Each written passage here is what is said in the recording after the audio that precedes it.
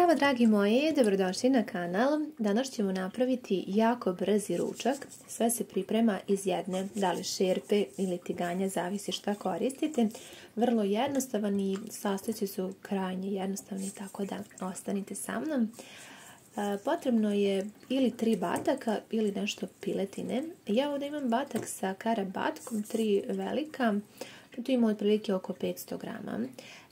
Na samom početku sam ih lepo posolila sa jedne i sa druge strane i stavila nešto bibera po ukusu i dobro ću ih izmiješati. U ovom receptu mislim da je sasvim ok da sada ne koristim vegetu, zato što ću da tiganj sada dobro zagrejem, da dodam nešto malo maslinovog ulja, možda 2-3 kašike i vrlo malo putera ili margarina, zavisi šta koristite, ali vidjeli ste koliko sam dodala, stvarno jako malo, mrvicu, tek toliko da dno bude nauljeno da možete da zapečete meso. Ovdje je jako lepo, ako imate otkošten karabatak, njih čak i najviše volim da koristim, ali trenutno sam imala ovako. Stavite da se lepo zapeče sa jedne strane poklopljeno, a mi ćemo za to vrijeme da spremamo na brzaka i ostale sastojke. Ručak je jako brz i bit će gotov za sigurno manje od 45 minuta.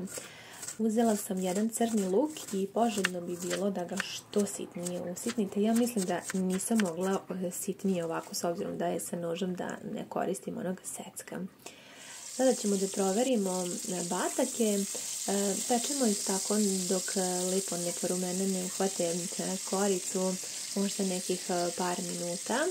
Sve poklopljeno kako bi pustili svoju vodu i lepo se taman zapekli. Možda nekih 10 minuta sam pekla, a potom na isto to ulje dodat ću sada ovaj luk koji smo sitno isceckali, da i on malo poprimi mirise i ukuse bataka, pa ostaviti da se lagano dinsta, može biti slobodno vatra i dosta jaka. A mi ćemo za to vrijeme da spremimo još neko povrće. Možete koristiti apsolutno bilo šta. Ja ću ovdje iskoristiti jednu crvenu papriku koju sam imala i imam neke male paprike babure. Ovdje ima 4 komada, dakle ukupno 5, ali ove paprike su stvarno babure bile jako male. Tamo nam se i luk blago zacaklastio, prodinstao, pa možemo dodati i iseckane paprike. Lepo ćemo zajedno da pomešamo i mislim da je ovaj ručak zaista savršen, pogotovo kada je sezona paprika. Kada nije, onda možemo koristiti neko drugo povrće, ali baš je jako fin i mogu reći čak i zdrav.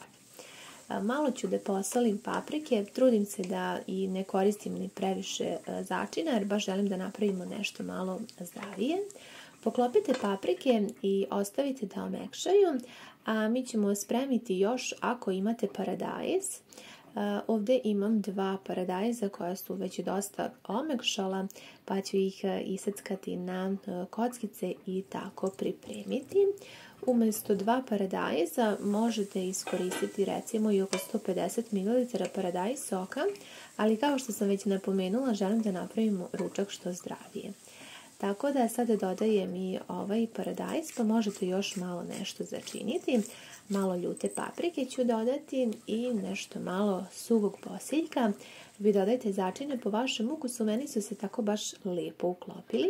Malo poklopite i ostavite da paradajz dakle omekša, a ja ću za to vrijeme da iseckam meso na neke sitne komadiće. Kada je paradajz omekšao kroz par minuta, možete ovako ga dobro usitniti i na taj način ćemo mi dobiti jedan jako ukusan sos. Ako kod kuće imate ajvar, možete dodati 1 kašiku, ovo je mala kašika ajvara, pa sve zajedno pomiješati da dobijete malo gušći krema sos, odnosno da se sve to lijepo sjedini. Dodajte i iseckano meso i možete začiniti. Sada ću ovdje dodati pola supene kašike vegete i sve zajedno pomešati. Isprobat ću ukus i meni je bilo ovo sada sasvim dovoljno, jako lepo začinjeno.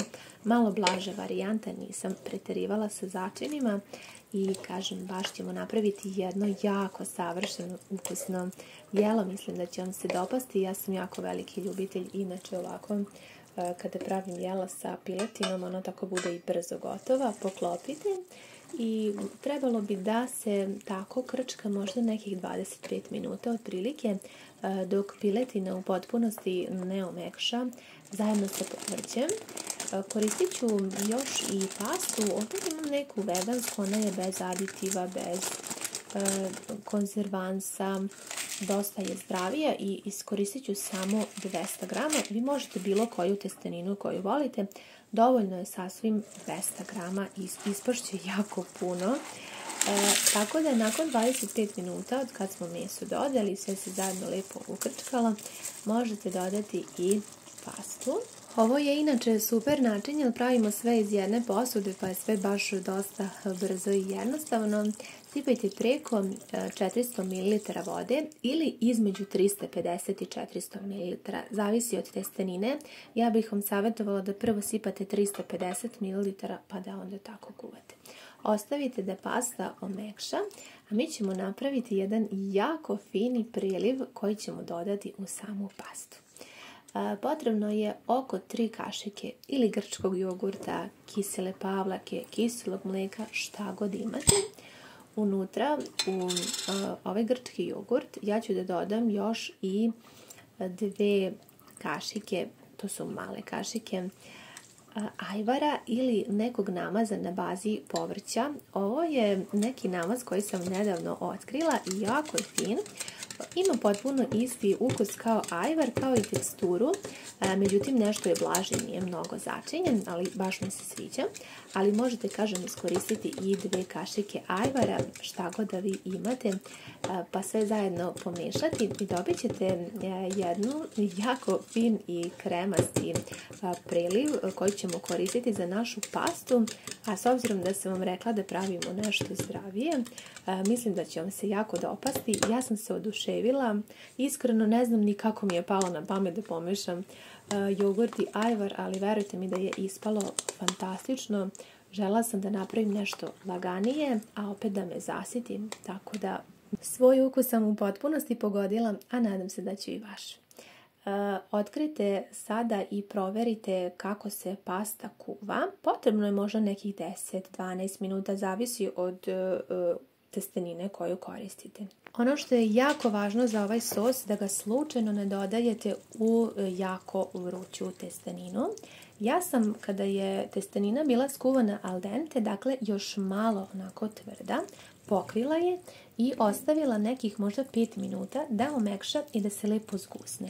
Za to vrijeme ona se taman toliko ohladila da ja sada mogu da dodam ovaj naš sos. I ovo je jako bitno jer kada bismo je dodali onako dok se još pasta kuvala, onda bi se jogurt nekako razdvojio i ne bismo dobili ovu kremastu teksturu. Tako da ovaj sos dodajete u već gotovo jelo i pogledajte kada promešamo kako će to biti kremasto. Nisam dodavala čak ni sira, nisam dodavala ni pavlaku za kuvanje, nismo pravili nikakav sos, a ovako smo dobili kremastu pastu. Ja sam stvarno jako iznenađena i mislim da ću veoma često praktikovati da pripremam različite vrste paste baš na ovaj način.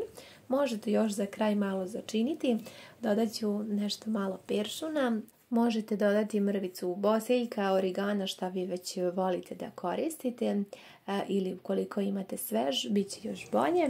I naš savršeni ručak iz jedne posude je gotov. Mnogo volim da pripremam ovakva jela, jer mi uopšte ne oduzimaju vrijeme, prosto uživam u pripremi, a ukus ovog jela je stvarno neverovatan.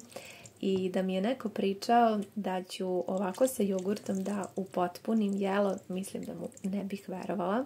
Tako da vam od srca preporučujem da isprobate kada budete pripremali nešto ovako ili baš ovo po mom receptu. Mislim da ćete se oduševiti sa ukusom. Ovo je kao, mogu da kažem, kao neka bećarac pasta. Možda bih mogla i tako da je nazovem. Ali u svakom slučaju ono što je važno da je jako, jako ukusno. Ja ću u moj tanjir dodati malo mešavine ljute paprike. Izgleda prilično i dekorativno, a mislim da je dosta zdravije. Ja opet kažem da nisam neki nutricionista, ali u poređenju sa nekim ručkovima koje bih ja pripremala i sa ovim, mislim da je ovaj stvarno mnogo zdraviji, a jednako ukusan i jednako će vas zasititi. Evo, zajedno ćemo isprobati. Pogledajte kako lepo izgleda. Kao da ste u nekom restoranu naručili pastu. Ukus je savršen. Tako da od mene imate jednu veliku preporuku i mnogo bih voljela da mi pišete vaše utiske. Da li želite još ovako nekih, recimo, predloga za zdravije obroke, a opet jednako ukusne i, što je važno, prilično brze. Hvala vam mnogo što ste bili sa mnom u još jednom novom receptu. Pišite mi vaše utiske i ljubim vas sve puno!